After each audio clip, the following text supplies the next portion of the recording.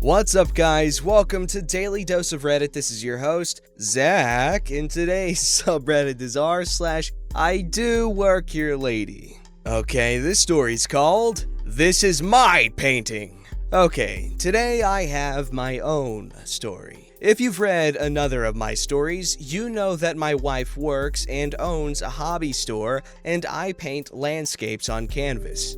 I always have to say canvas because some people don't seem to make the connection between painting and a canvas, and they ask if I'm into landscaping. Maybe I can see where they might think I do landscaping because I paint landscapes, but when I try to explain that I paint, they think I somehow paint the yard with plants. I don't know if that is a thing, maybe so, but I now always am careful to explain that I paint landscapes on canvas to try and head confusion off at the pass. So, on to my story.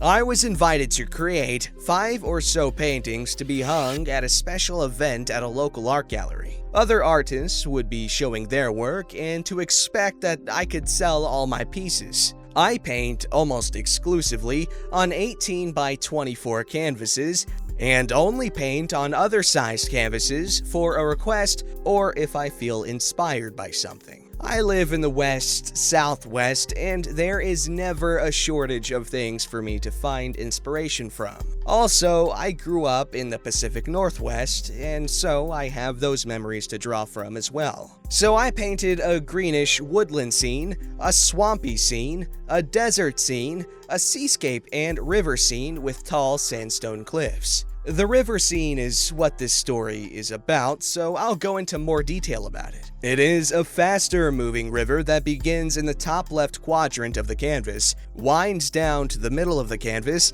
and loops back to the lower left quadrant. On the right-hand side are sandstone bluffs with some vegetation, and there is a spit of land that allows for the river to loop around on the left. That spit of land has trees, bushes, driftwood, rocks, what you would normally find along a river in the Pacific Northwest. However, the scene is more attuned to the southwest with the desert-like sandstone cliffs and rocks. The whole painting is truly a figment of my imagination, and parts got painted over and repainted a few times before I got what I wanted. This is important. I used Douglas fir trees on my spit of land, none of which grow in the southwest, and I used cacti to break up the rock on the right side. I also used huckleberry and rhododendron bushes on the spit, both native to the Pacific Northwest and can't be found in the southwest. This is also important. The painting is called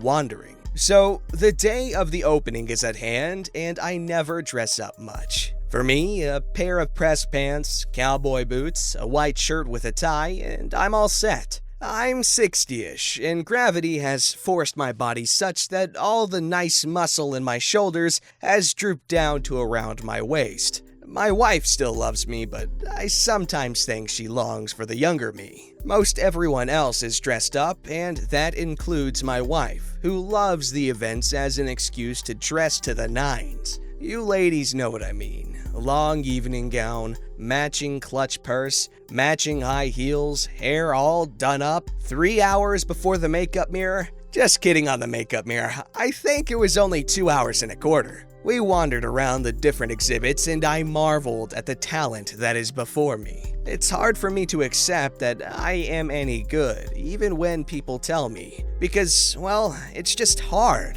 My wife's siblings are always begging me for paintings to hang on their walls, but I try to put them off and let my wife decide. So I'm standing in front of Wandering and finding all the places where I think there is a mistake and how the lighting isn't quite right when this woman walks up to stand next to me. Don't you hate it when the artist just finds some picture on the internet and copies it? I just saw this picture in a magazine in the airport not too long ago, she said in a high nasal tone. I looked at her, and she too was done up to the nines with a glass of something bubbly in her hand.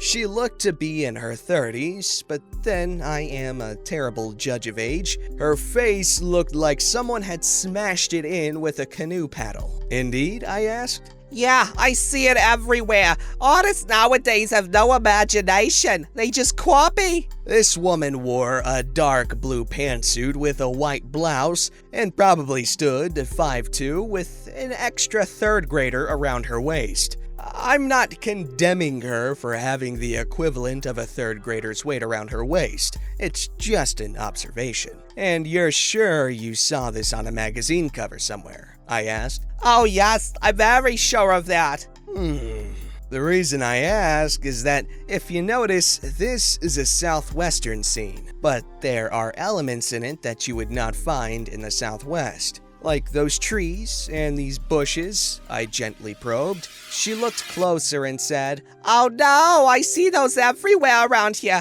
I think I might even have some going in my own yard. I thought to myself, she's delusional or high or tripping on LSD or something. Just then, my wife shows up and gives me my water as she sips her bubbly drink. What do you think of the lighting? She asks. Maybe a little soft for this one. I'm not sure. My wife went from facing the painting to facing me. OP? She started, grabbing my chin so that I was now looking at her. Where are you? Huh? When you say you're not sure, that's my cue that you are far, far away in another galaxy. Before I could answer, this other lady murmurs, And this price? Where do these artists get that anybody's gonna pay that price for a copy of something else? Katie's eyes got big around and her head cocked to one side as she looked around my shoulders at the woman on the other side of me. You think it's overpriced, do you? Overpriced? A 10-year-old could make this. What does this artist do? Rip out pictures from magazines and then just copies them? Really, no imagination at all. There should be a law banning this kind of ineptitude, the woman said with disgust in her voice. Katie seemed to falter, and then her eyes got big around, and I tried to shush her. It didn't work. It just so happens that I know this artist, and I know for a fact he did not copy it from some magazine. The odds that there is a magazine out there with this picture in it are... You'd have a better chance of winning the lottery twice than you would finding a magazine with this between its folds. The lady came around to face Katie, and as I've said before, Katie's 40-ish, but looks 20-ish. I dare say, young lady, that you aren't even old enough to understand art, let alone tell me what I've seen and what I've not seen. And I dare say, young lady, that I'm probably older than you are, and I've seen more art in the last 20 years than you've seen in your entire lifetime. I've met more artists, more famous artists, and more up-and-coming artists than you'll ever know. When I say this is an original work, this is an original work. Katie was starting to get fired up, and I didn't want the gallery owner to have to ask her to leave, which has happened before. My lady does like to defend her man. Just as the lady was about to retort something, another artist came up and said, Lady, there is no way you've seen this as some photograph in any magazine. There are elements here that just simply don't belong, and that is exactly why this cannot be a copy. Those trees don't belong, those bushes don't belong, and even the river itself doesn't belong. There is no river like that anywhere in the desert. All the rivers around us are slow and lazy, and this is fast and rushing. I think this artist must have been high on crack when he painted this. He gave me a very obscure nudge in the ribs when he said that last part, because we've admired each other's work and I have one of his paintings in my house, and he has one of my paintings in his house. The difference between us is that his paintings start at 6 figures and hang all over the world, and mine just don't. You don't know what you're talking about, the lady said. You're just some hippie living in some commune who hopes to make a few bucks on the pity of someone else's hard work. I couldn't help it. I laughed. I turned and looked at this woman and said, He, pointing to the guy that jumped to my rescue, has paintings in the White House. He has paintings in every major art museum in the US and parts of the world. He has a waiting list of a decade for his paintings. His house alone is probably worth more than what you will ever make in your lifetime. Although, to give her due credit, he did look like he probably lived in some commune high in the peaks. Writing this, I won't tell you his name, because I haven't asked him if I can include him in the story, while I'm sure he wouldn't mind. He likes stuff like this. I'd rather wait and update at a later day. So, this lady is again about to say something when the gallery owner comes over and puts a hand on my friend's shoulder and she asks, Distinguished artist, how are we doing tonight? I am so glad that you decided to come up to the mountain and visit us. The lady's mouth opened like the gape of a tunnel at the name dropping. I was just explaining to this lady how OP here could never have painted this from a photograph, as one just does not exist. She couldn't have seen this in a magazine, as the elements just don't exist in nature the way he's painted them. Laughing, gallery owner asked, Do you remember, OP, about a couple of years ago? You had that one painting that had a coyote in the brush, and the limbs made it look like it had antlers. Oh, I remember that, Katie said excitedly. OP wanted to fix that and I wouldn't let him. Do you remember the man who swore that he's got coyotes with antlers running around his chicken farm? Gallery owner asked. Distinguished artist looked at me and asked, Were you on drugs? He teases me about this even though he knows I'm seriously against that sort of thing. I mean, I don't even drink alcohol. You didn't paint this, the lady said lightly. He sure did. Katie jumped in, still excited. I warned him from his blocking colors to his signature. I love to watch him paint. I watched as the lady slinked off, and when she was gone, I asked gallery owner, who was that? Shaking her head from side to side, she said, She's Bat Guano Crazy Karen who thinks she knows all there is to know about art and paintings, and she just trashes this artist and then that one just to get a kicks in. I don't know why I let her into these things. She never buys anything. Well, I know this story didn't have that explosive ending you all clamor for, but it's one of the few Karen or near Karen stories I have. I sold all of my paintings, and the city bought one of distinguished artist paintings because, well, he is just superior at what he does, and they were discounted for the showing. When we got home, Katie just had to tell our daughter the whole story, and daughter said, Isn't he always doing something like that? Putting in stuff that doesn't belong? Katie gave me a look from the side of her face, and I said, That's how you can tell it never came from a photograph. Okay, this was a beautiful story. I love how OP just kind of stood there and let everything unfold to its greatest, most dramatic potential. I was half expecting Obama to show up and tell the artist guy, Hey, I had one of your paintings in my old house. No, that was a great story. I'd love to see paintings like that. I love landscapes, especially when they've got vivid sunrises or sunsets. Sunrises especially because, oh boy, sunsets are nice too, especially purpley ones. Alrighty, this story's called, An Old Lady Makes My Manager Think I'm Stealing. As my name suggests, I'm new. In fact, I only created this account to post the story. Quite a short story, so let's add some backstory to beef it up a little. Before the pandemic, I worked at a pub that had a restaurant and pokies, or slot room. Recently, we had a lot of issues with young people going around the building and causing mischief and stealing. But he worked mostly in the pokies area. On the days when he was already at work and I was starting around midday, I would always go in early to say hi and see how his kids were doing. And that's about where this story takes place. So I had just come through the back door about 30 to 45 minutes before I was scheduled to start, wearing my black pants and shirt with a gray hoodie over the top. I walked through the front bar area, checking to see what needed to be done for the day, while making my way to see my brother. I stood in the doorway about to say hello when I realized that they were dealing with a customer